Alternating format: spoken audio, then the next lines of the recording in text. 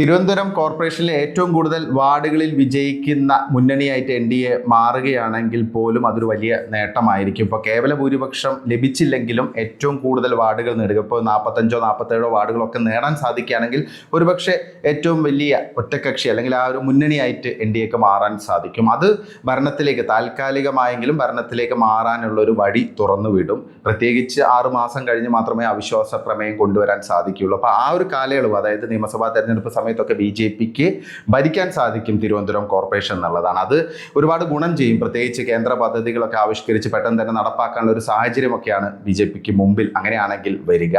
പിന്നെ LDFും UDFും എങ്ങനെ ഇതിനെ സമീപിക്കുമെന്നുള്ളതും ഒരു പ്രധാനപ്പെട്ട ഘടകമായിരിക്കും. UDF വോട്ടിങ്ങിൽ നിന്ന് അബ്സ്റ്റെയിൻ ചെയ്യുകയാണെങ്കിൽ BJPക്ക് തുടരാൻ സാധിക്കും. അപ്പോൾ അതൊക്കെ എങ്ങനെ വരും എന്നുള്ളത് നമുക്ക് കാത്തിരുന്ന് കാണാം. എന്തായാലും നിലവിലെ സാഹചര്യത്തിൽ BJPക്ക് ഇപ്പോഴും ഒരു അഡ്വാൻറ്റേജ് തിരുവനന്തപുരം കോർപ്പറേഷനിലുണ്ട്.